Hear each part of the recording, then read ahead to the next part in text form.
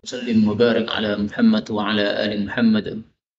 اللهم انفعنا بما علمتنا وعلمنا ما ينفعنا وزدنا علما وبارك لنا في علمنا وارزقنا الإخلاص في القول والعمل كاملا وعلما نافعا لا ينسى وتوفيقا دائما وصحة ويقينا آمين يا رب العالمين. Alhamdulillah kaum muslimin rahimakumullah. Kita lanjutkan pengajian tafsir Al-Quran satu hari satu halaman. Kita sudah sampai pada halaman 556. Surah At-Taghabun ayat 1 sampai ayat 9 insyaallah ta'ala. A'udzu billahi as-sami'il 'alim minasy syaithanir rajim min hamzihi wa nafthihi wa nafthihi. Bismillahirrahmanirrahim. يسبح لله ما في السماوات وما في الأرض له الملك وله الحمد وهو على كل شيء قدير هو الذي خلقكم فمنكم كافر ومنكم مؤمن والله بما تعملون بصير خلق السماوات والأرض بالحق وصوركم فأحسن صوركم وإليه المصير يعلم ما في السماوات والأرض ويعلم ما تسرون وما تعلنون والله عليم بذات الصدور ألم ياتكم نبأ الذين كفروا من قبل فذاقوا وبال أمرهم ولهم عذاب أليم ذلك بأنه كانت تأتيهم رسلهم بالبينات فقالوا أبشر يهدوننا فكفروا وتولوا واستغنى الله والله غني حميد زعم الذين كفروا أن لن يبعثوا قل بلى وربي لتبعثن ثم لتنبؤن بما عملتم وذلك على الله يسير فآمنوا بالله ورسوله والنور الذي أنزلنا والله بما تعملون خبير يوم نجمعكم ليوم الجمع ذلك يوم التغابن ومن يؤمن بالله ويعمل صالحا نكفر عنه سيئاته وندخله جنات تجري من تحتها الأنهار خالدين فيها أبدا ذلك الفوز العظيم. Alhamdulillah Rabbil Alamin. Allahumma arhamna bil Qur'ani amin. Pada ayat-ayat yang kita baca ini ada beberapa kata yang bisa dibaca dengan dua bacaan. Yang pertama pada ayat 1 wa huwa wahwa seperti biasa, ha bisa disukun. Ayat yang kedua khalaqakum, qaf ketemu dengan kaf maka bisa idgham. Khalaqkum, qafnya hilang ya. Khalaqkum. Kemudian ayat yang ke 9. Nah, ini banyak perubahan. Yajma'ukum, ya-nya diganti nun boleh. Najma'ukum. Kalau di sini diganti nun, maka belakangnya harus nun semua. Nukaffir, tidak boleh yukaffir. Nudkhilhu, tidak boleh yudkhilhu. Nah, kalau di depan sini ya, maka belakang semuanya juga ya. Yajma'ukum, yukaffir, yudkhilhu. Ini semuanya adalah qiraah mutawatir yang sumbernya dari Rasulullah sallallahu alaihi wasallam. Adapun tafsirnya secara ringkas. Allah mengatakan pada surah At-Taghabun ayat yang pertama. Yusabbihu lillah, bertasbih kepada Allah, mensucikan Allah. Ma fis samawati, apa saja yang ada di langit-langit, wa ma fil ardi, dan apa saja yang ada di bumi. Lahu, hanya milik Allah, al-mulku, kerajaan. Wahwa lahu, dan hanya milik Allah, alhamdu, pujian. Wahwa, dan dia Allah, ala kulli syai'in, atas segala sesuatu, qadirun, maha kuasa. Kaum muslimin rahimani wa rahimakumullah, surat ini dimulai dengan tasbih yusabbihu lillah. Dan sebagaimana sudah sering kita sampaikan, 5 surat yang dimulai dengan yusabbihu lillah atau sabbaha lillah itu disebut surat-surat musabbihat. Ini adalah surat terakhir dari 5 surat musabbihat. Al-Hadid, Al-Hasyr, As-Saff, Al-Jum'ah, At-Taghabun yang terakhir. Fadilah musabbihat apa? Sudah pernah kita bahas, tapi kita bahas lagi supaya ilmu jadi menancap di dalam hati kita. Rasulullah Shallallahu Alaihi Wasallam mengatakan, fadilah surat musabbihat. Karena adalah Nabi Shallallahu Alaihi Wasallam yaqra'ul musabbihat, membaca surat-surat musabbihat qabla ayyarqud, sebelum tidur. Wa qala, beliau mengatakan, inna fihinna, di dalam surat-surat tersebut, ayatan, ada satu ayat, afdalu, yang lebih utama, min alfi ayat, daripada 1000 ayat. Jadi kalau kita baca ayat tersebut, kita lebih besar pahalanya daripada membaca 1000 ayat yang lain, yaitu ayat wal awwal wal akhir wal zahir, atau law anzalna hadzal qur'ana ala jabal. Ada dua pendapat. Wallahu a'lam bissawab. Ma fis samawat, apa saja yang ada di langit, semuanya tasbih kepada Allah. Baik itu makhluk bernyawa maupun makhluk tidak bernyawa. Makhluk baik itu makhluk yang berakal maupun tidak berakal. Taunya dari mana? Dari kata-kata ma. Dalam bahasa Arab, kata-kata ma itu untuk sesuatu yang tidak berakal. Laptop ini termasuk ma, meja ini termasuk ma, tas ini termasuk ma, lantai ini termasuk ma. Semua tasbih kepada Allah Subhanahu wa taala. Nah, terus tasbihnya gimana? Oh, ini keramik kita injak-injak diam saja nggak bisa ngomong. Nah, tasbihnya keramik dan sebagainya, ini kita tidak ngerti. Walakin la tafqahuna tasbiham. Kalian tidak paham bagaimana tasbihnya para makhluk, tapi semuanya tasbih kepada Allah Subhanahu wa taala. Lahul mulku, hanya milik Allah segala kerajaan. Maksudnya, yang bisa berkuasa terhadap alam semesta ini hanya Allah saja. Misalnya, tadi turun hujan. Siapa yang menetapkan hujan? Allah. Seandainya kita berkehendak, mudah-mudahan hujan lebat, supaya pengajian tidak rampung-rampung, misalnya. Karena tidak bisa pulang lagi kalau hujan. Tapi Allah kehendaki ternyata tidak lebat, ternyata hanya rintik-rintik saja. Kita tidak bisa mengubah menjadi hujan lebat. Atau kita berkehendak, mudah-mudahan nanti maghrib hujannya deras sehingga Pak Imamnya menjamak. Tapi ternyata Allah mentakdirkan orang yang jamak, misalnya. Nah, kita tidak bisa mengubah kondisi yang tidak hujan menjadi hujan. Ini hanya Allah yang memiliki kerajaan. Itu maksudnya. Walahul hamdu, dan hanya milik Allah pujian. Maksudnya yang berhak dipuji hanya Allah. Kita memuji seseorang karena cantik misalnya. Kamu istriku cantik sekali. Siapa yang mencantikkan dia? Ya Allah. Kita puji guru kita, Masya Allah. Guru kita pinter ya garu-garuan. Menghitung angka-angka ini cepat sekali, lebih cepat daripada kita pakai kalkulator. Yang membuat dia cerdas seperti itu siapa? Ya Allah juga. Maka pujian diberikan kepada siapapun, larinya kepada Allah, karena sumbernya, kenikmatannya dari Allah. Kemudian Allah katakan, huwa dialah alladzi, dzat yang khalaqakum, menciptakan kalian. Faminkum, maka di antara kalian kafir, ada yang kafir. Wa minkum, dan di antara kalian mumin, ada yang beriman. Wallahu, dan Allah, bima ta'malun, dengan apa yang kalian lakukan, basirun, maha melihat. Kaum muslimin rahimani wa rahimakumullah, yang menciptakan manusia adalah Allah. Kemudian ada yang kafir, ada yang mukmin.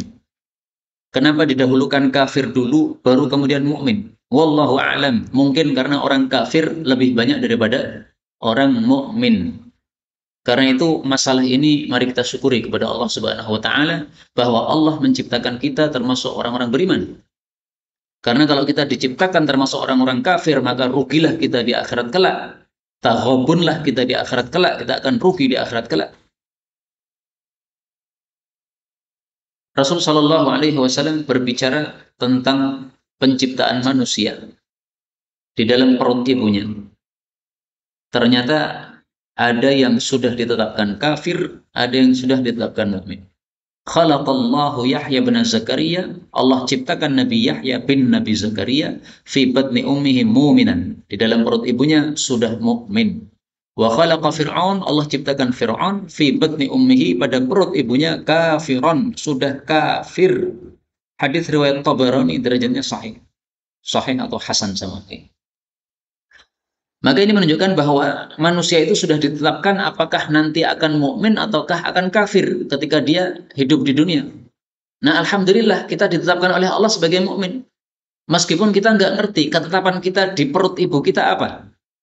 Kalau ketetapan seseorang itu adalah kafir, maka meskipun sekarang mukmin, sekarang ngaji, sekarang sholat berjamaah di masjid, tapi kalau ketetapannya kafir, nanti akhir hayatnya akan murtad kafir, na'udzubillah.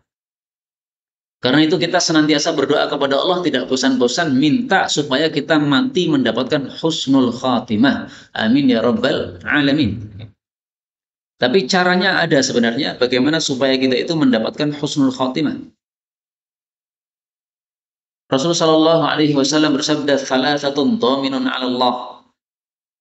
Ada 3 orang semuanya dijamin oleh Allah Subhanahu Wa Taala.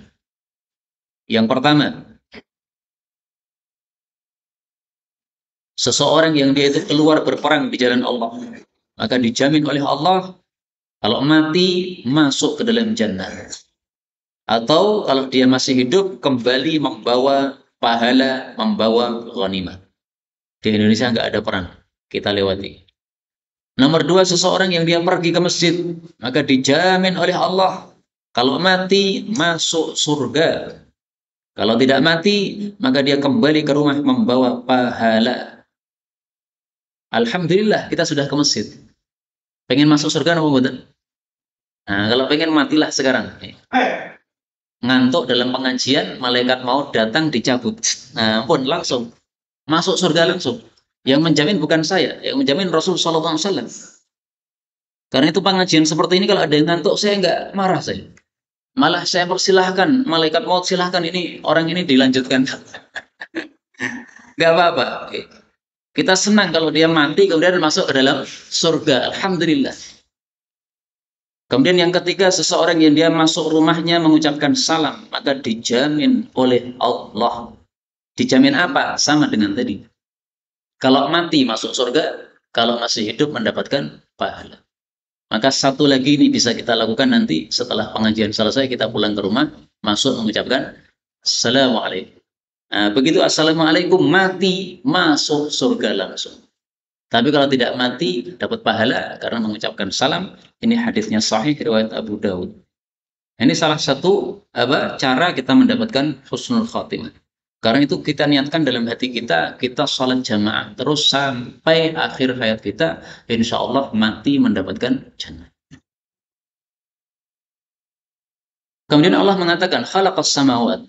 Allah itu menciptakan langit-langit wal arda dan bumi bil haqqi, dengan kebenaran. Wasawwarakum, dan membentuk kalian, fa'ahsana, maka membaguskan suwarakum, bentuk kalian. Wa ilaihi, dan hanya kepada Allah al-masir, tempat kembali. Ayat ini menunjukkan bahwasanya Allah menciptakan langit dan bumi itu bukan sia-sia, tapi ada tujuannya. Itu maksud bil haqqi. Dan itu sebagaimana disebutkan oleh Allah pada surat yang lain. Orang kafir mengira Allah itu menciptakan langit bumi sia-sia. Pada surah Shad ayat 27, "Wa ma khalaqnas samaa'a wal arda wa ma bainahuma batila." Tidaklah kami ciptakan langit dan bumi dan antara keduanya secara batil, sia-sia, tidak mungkin. Dzalika dhannul ladzina kafaru. Itu hanyalah persangkaan orang-orang kafir. Fawailul lil ladzina kafaru minan nar. Maka sungguh binasa orang-orang kafir karena masuk ke dalam neraka. Maka Allah ciptakan langit bumi ada tujuannya. Tujuannya apa? Supaya manusia itu mengenal Allah sehingga menyembah Allah Subhanahu wa taala. Itu tujuannya. Jadi Allah ciptakan kita bukan sia-sia di dunia ini untuk makan saja, tidak.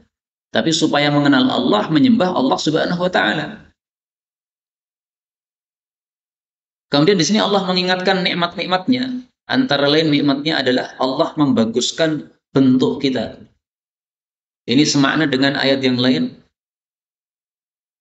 Laqad khalaqnal insana fi ahsani taqwim.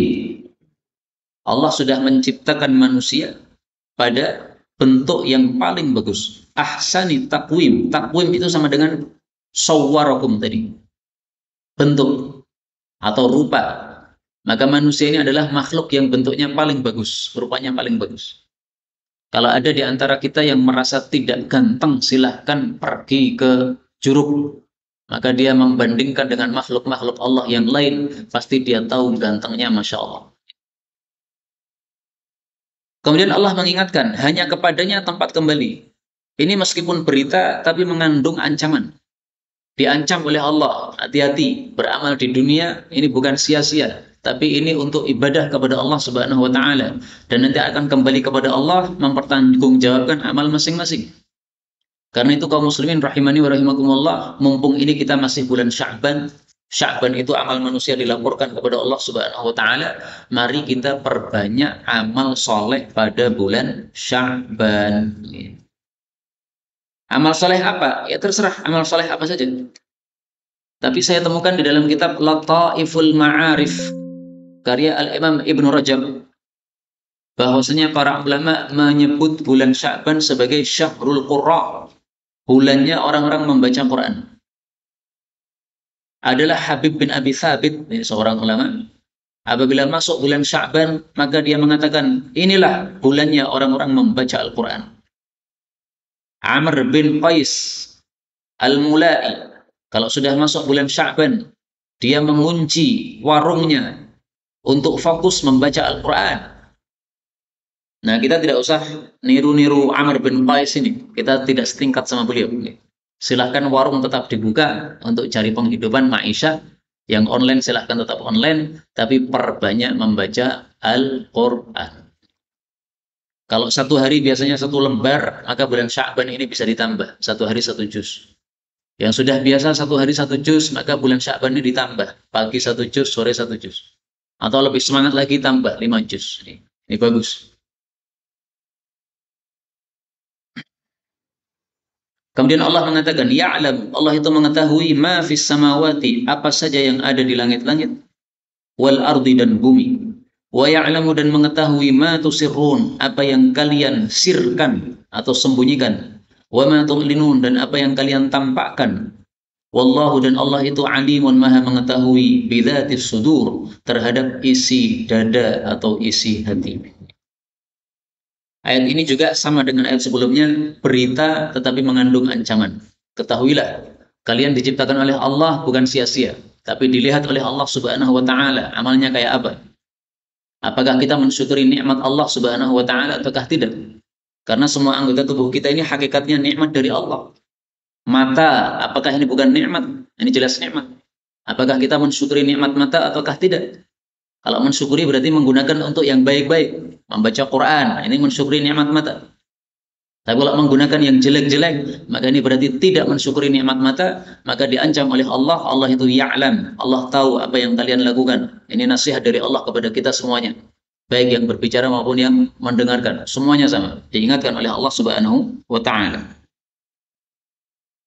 Ayat ini menunjukkan juga bahwa apa yang sir maupun yang tampak bagi Allah itu sama saja, tidak ada bedanya. Inilah perbedaan Allah dengan manusia atau dengan makhluk. Kalau makhluk itu selalu berbeda antara yang sir dengan yang tampak. Di hadapan saya ada laptop, di balik laptop ada apa? Nggak tahu saya. Apakah ada lalat ataukah ada nyamuk? Nggak ngerti saya. Nah, itu manusia. Tapi kalau Allah Subhanahu wa Ta'ala, mau sir, mau terang-terangan, bagi Allah sama saja. Dan ayat-ayat seperti ini kita temukan dalam banyak ayat-ayat yang lain. Allah Subhanahu wa Ta'ala mengatakan misalnya,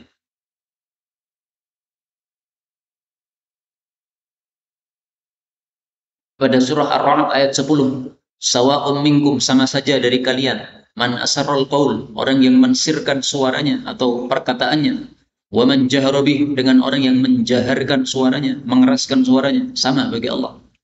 Wa man huwa mustakhfin bil lail, orang yang sembunyi-sembunyi di malam hari, wa saribun bin nahar, atau yang berjalan terang-terangan di siang hari, bagi Allah semuanya sama, tidak ada bedanya. Maka Allah itu mengetahui isi hati sebagaimana Allah mengetahui tubuh zahir kita atau zahir dari tubuh kita. Sama bagi Allah Subhanahu wa Ta'ala, zahir maupun batin. Kemudian Allah Subhanahu wa Ta'ala mengingatkan tentang orang-orang kafir zaman dahulu untuk diambil pelajaran. Alam yatikum, belumlah datang kepada kalian naba'u, berita alladzina kafaru, orang-orang kafir, min qablu, dari sebelumnya, yaitu sebelum Nabi Muhammad sallallahu alaihi wasallam. Fadzaku, maka mereka merasakan wabala akibat amrihim, dari urusan mereka, yaitu urusan mereka mendustakan Nabi. Walahum, dan bagi mereka azabun, siksaan, alimun, yang menyakitkan. Ini pertanyaan, tetapi maksudnya adalah peringatan. Diingatkan orang-orang kafir yang tidak percaya kepada Nabi Muhammad SAW. Apakah kalian belum pernah mendengar berita umat-umat terdahulu? Umatnya Nabi Hud, umatnya Nabi Saleh, umatnya Nabi Lut, dan sebagainya. Bukankah mereka setelah mendustakan Nabi akhirnya dikirimi siksa oleh Allah, hancur? Itu yang dimaksud wabala amrihim. Akibat urusan mereka maksudnya dihancurkan oleh Allah Subhanahu wa taala karena mendustakan nabi-nabi mereka. Nah, maka kita disuruh oleh Allah untuk mengambil pelajaran. Jadi cerita-cerita dalam Al-Quran bukan untuk hanya sekadar dongeng didengarkan, bukan. Tapi untuk apa? Fa'tabiru ya ulil absar. Surat Al-Hasyr ayat 2. Ambillah pelajaran, wahai orang-orang yang memiliki pikiran. Ini fungsi dari cerita-cerita dalam Quran. Diambil pelajaran. Karena itu sangat bagus tafsir As-Sa'di. Karena tafsir ini setiap bicara tentang ayat-ayat kisah selalu dikasih kesimpulan-kesimpulan pelajaran. Tafsirnya ringkas, hanya 1 jilid. Tapi dalam bab kisah-kisah sangat bagus sekali tafsirnya, tafsir As-Sa'di namanya. Orang-orang kafir tersebut selain disiksa di dunia juga adzabun alim, sudah disiapkan siksaan di akhirat. Ini menunjukkan bahwa orang kafir itu siksaannya 2 kali. Bahkan kita temukan dalam ayat yang lain siksaannya itu 3 kali. Siksaan dunia, siksaan kuburan, dan siksaan akhirat. Tapi siksaan kuburan ini bisa digabungkan dengan siksaan akhirat karena kuburan sudah termasuk alam akhirat. Fase awal alam akhirat adalah kuburan. Maka 2 kali mereka disiksa oleh Allah Subhanahu wa taala, dunia dan akhirat. Ini salah satu dalilnya. Walahum adzabun alim, ini maksudnya siksaan di akhirat. Kita temukan juga dalam hadis Nabi Shallallahu alaihi wasallam yang menunjukkan hal tersebut, bahwa siksaan itu 2 kali bagi orang-orang kafir maupun orang-orang yang muslim tapi belum diampuni oleh Allah Subhanahu wa taala. Rasul Shallallahu alaihi wasallam bersabda,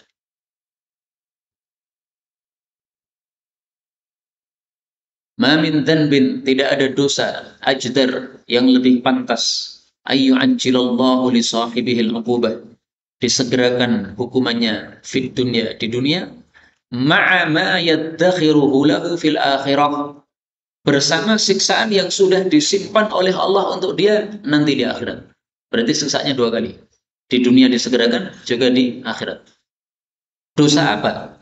Al-baghi, zalim kepada orang lain, wa qati'atir rahim, dan memutus hubungan kerabat. Hadis riwayat Abu Daud sahih. Karena itu 2 masalah ini kita harus berhati-hati. Zalim kepada orang lain, baik mendolimi hartanya, atau mendolimi nyawanya, atau mendolimi kehormatannya dengan mengejek atau menuduh dan sebagainya. Nah, ini nanti disiksa oleh Allah 2 kali. Dihukum di dunia dan juga di akhirat. Na'udzubillahi min syarri dzalik. Kemudian yang kedua adalah mutus hubungan kerabat.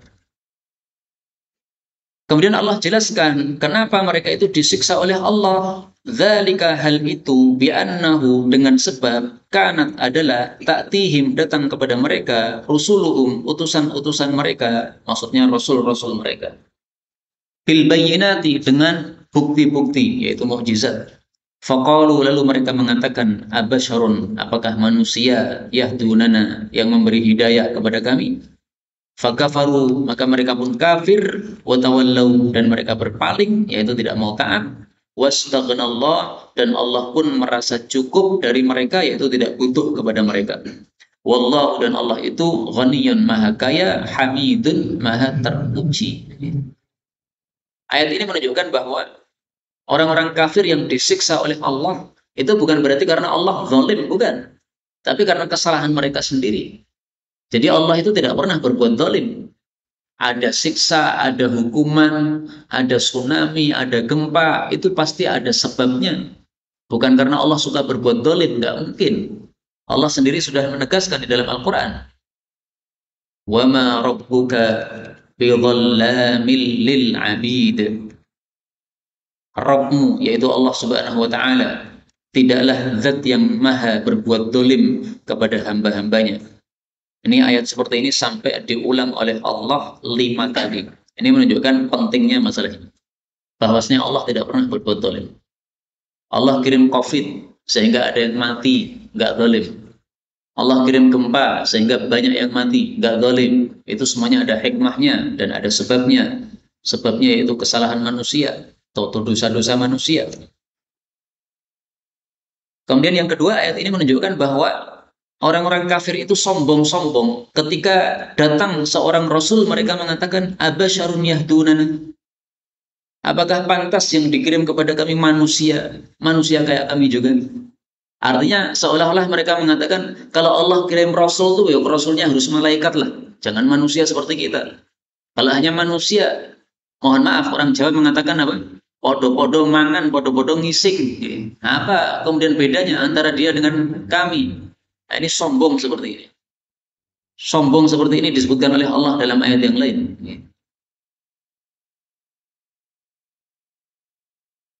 Yaitu pada surah Al-Furqan ayat 21. Wa qala alladziina la yarjuuna liqa'ana. Berkatalah orang-orang yang tidak berharap bertemu dengan kami. Maksudnya tidak percaya adanya kebangkitan setelah kematian. Laula unzila alainal malaika. Kenapa tidak diturunkan malaikat kepada kami? Kenapa Allah tidak mengirim malaikat untuk menjadi nabi atau menjadi rasul kepada kami? Aw nara rabbana, atau kenapa kami tidak melihat Allah? Jadi maksudnya kalau Allah itu pengen mendakwahkan Islam ke bumi, ya Allah muncul langsung. Nggak usah perantara-perantara rasul. Allah langsung turun dari langit sana. Nah, ini sombong banget. Maka Allah katakan, laqad istakbaru fi anfusihim. Sungguh mereka itu sombong dalam diri mereka, wa atau utuwan kabira, dan mereka melampaui batas dengan pelampauan batas yang sangat besar. Nah, maka akhirnya mereka disiksa oleh Allah, wastaghnallah, dan Allah itu maha kaya, maksudnya tidak butuh kepada mereka.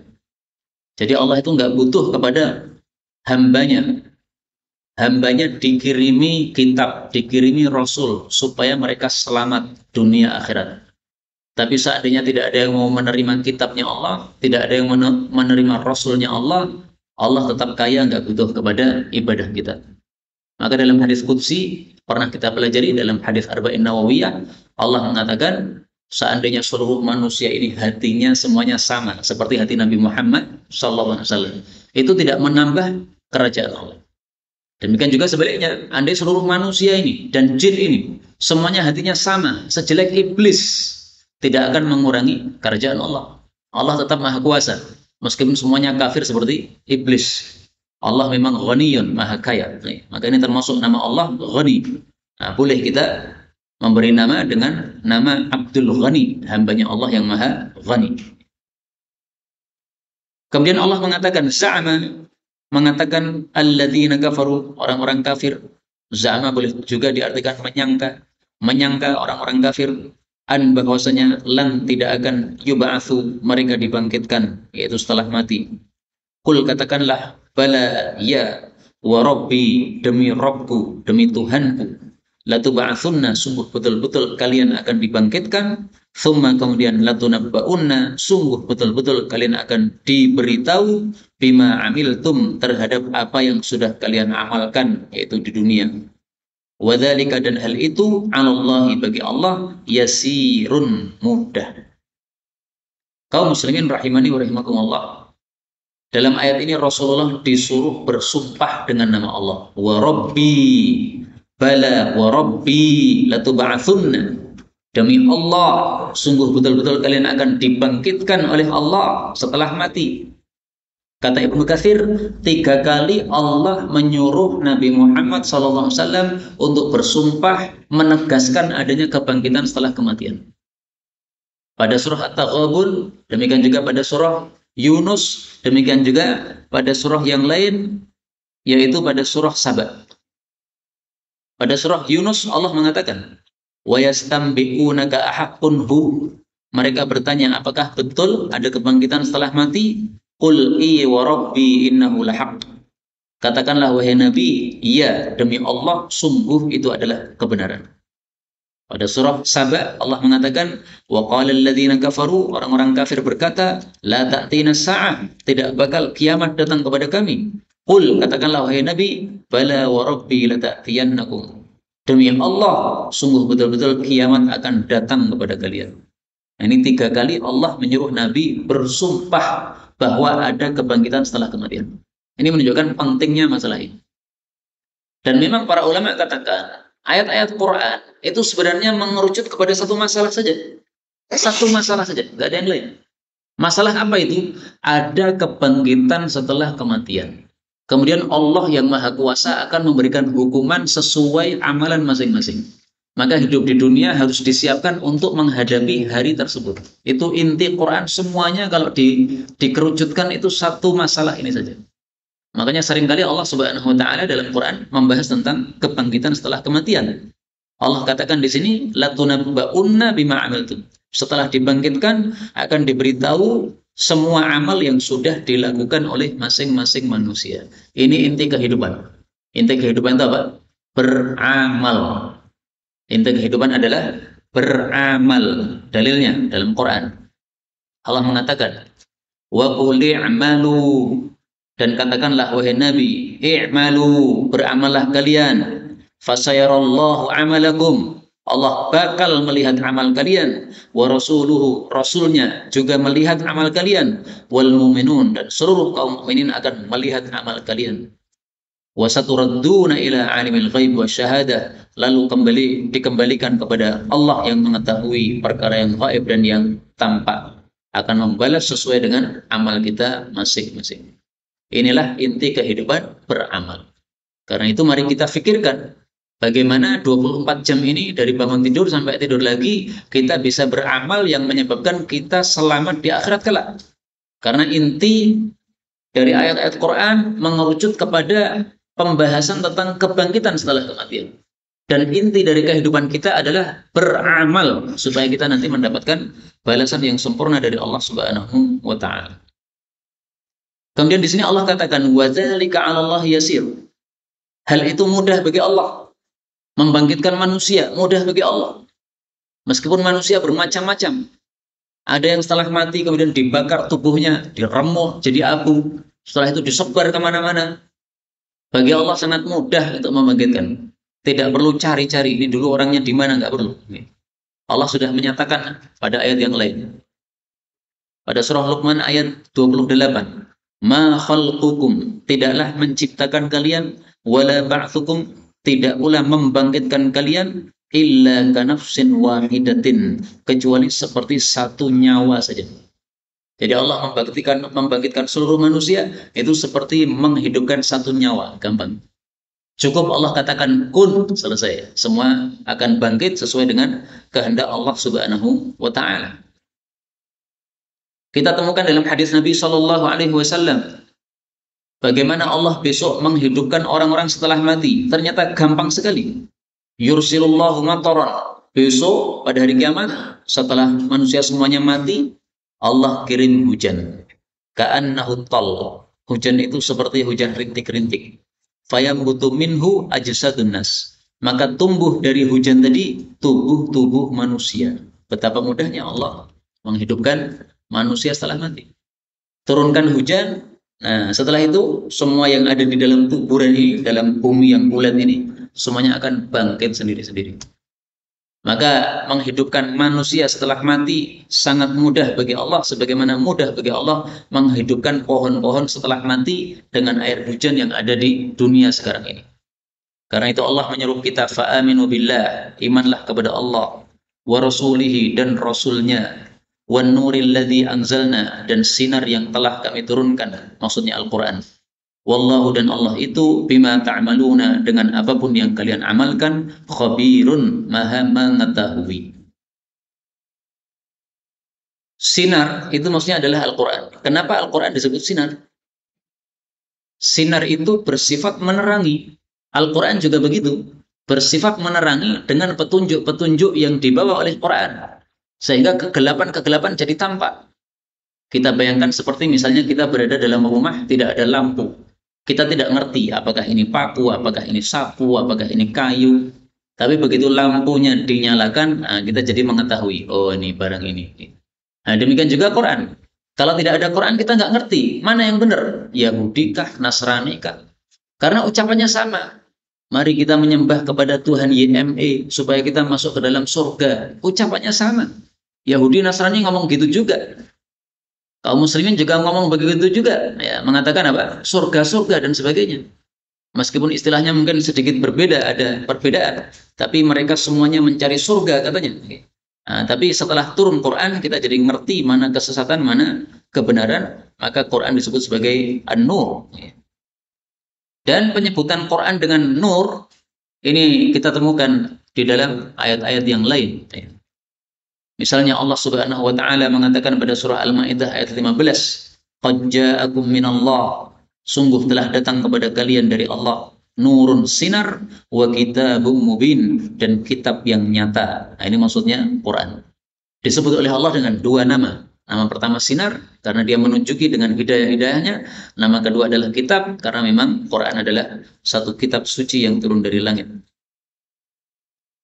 Kemudian Allah Subhanahu wa taala menyuruh kita mengingat kehidupan setelah kematian. Allah katakan yauman, pada hari. Maksudnya ingatlah pada hari. Najma'ukum, kami akan kumpulkan kalian. Kalau dibaca yajma'ukum, Allah kumpulkan kalian. Kalau najma'ukum, kami Allah kumpulkan kalian. Liyaumil jam'i, pada hari pengumpulan.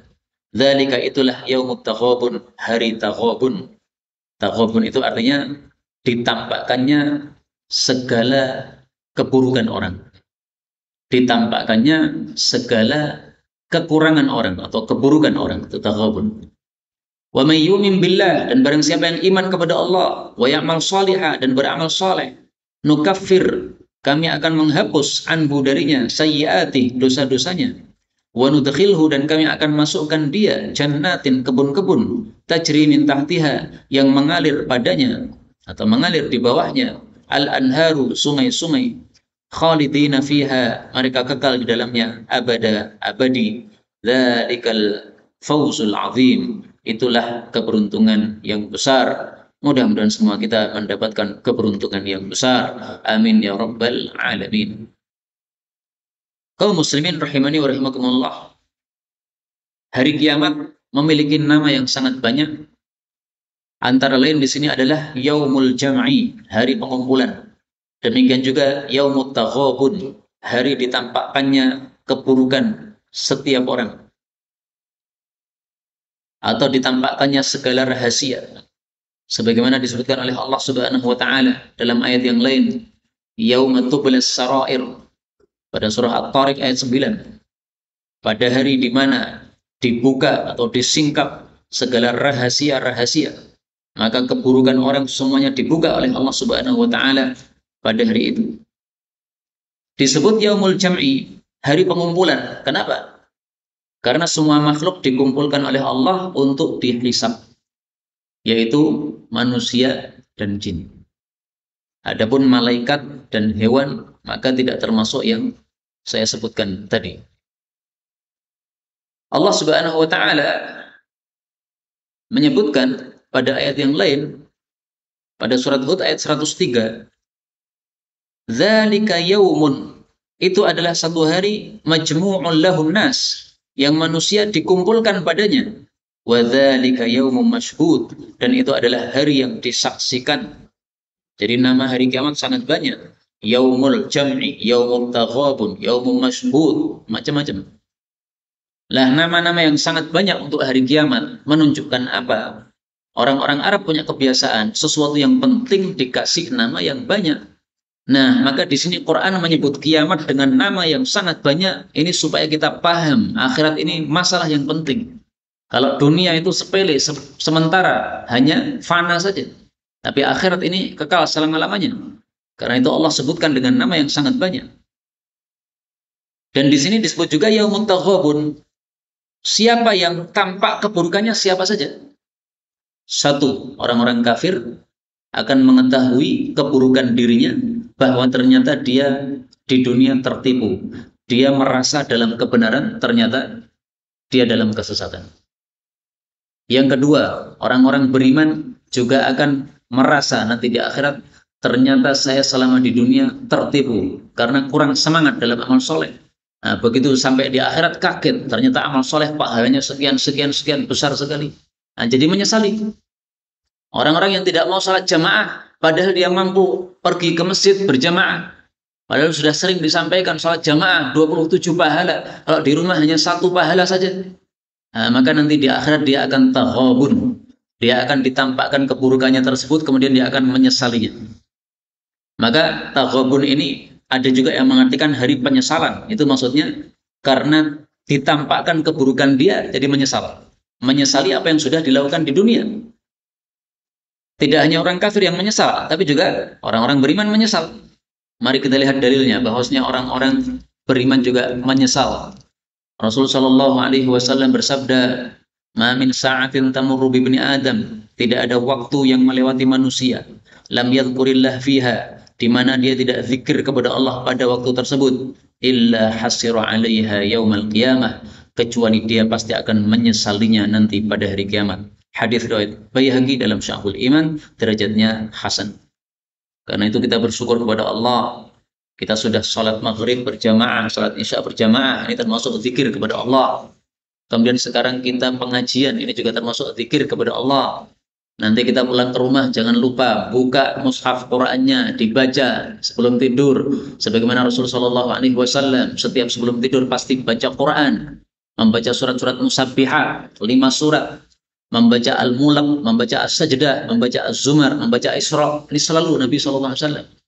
Nah, mungkin kita tidak bisa seperti Nabi, minimal kita membaca Al-Quran 1 lembar, 2 lembar, 1 juz, 2 juz sebelum tidur. Ini jadikan rutinitas harian.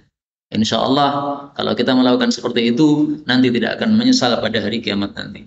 Demikian juga yang termasuk taghabun ini adalah orang yang di dunia berbuat dolim, maka dia akan taghabun, akan menyesal betul-betul di akhirat, karena dia sudah disingkapkan oleh Allah keburukan kezaliman dia.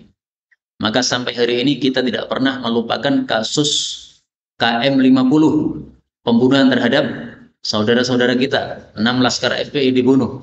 Dikira kamu berbuat zalim seperti itu akan dilupakan oleh Allah. Tidak. Allah katakan yaumut taghabun, akan ditampakkan oleh Allah Subhanahu wa taala. Salah satu tafsiran kata-kata taghabun yaitu akan ditampakkan siapa yang zalim, siapa yang dizalimi. Akan ditampakkan oleh Allah bahwa ini berbuat zalim, maka akan disengsarakan oleh Allah di akhirat di dalam neraka, sementara yang dizalimi akan dibela oleh Allah Subhanahu wa taala. Inilah kaum muslimin rahimani wa rahimakumullah, tafsir ringkas untuk ayat-ayat yang kita baca pada pertemuan kali ini. Mudah-mudahan semua kita mendapatkan taufik dari Allah Subhanahu wa taala untuk mengamalkan apa yang sudah kita pelajari sampai kita mendapatkan husnul khatimah. Amin ya rabbal alamin. Walhamdulillahirabbil alamin.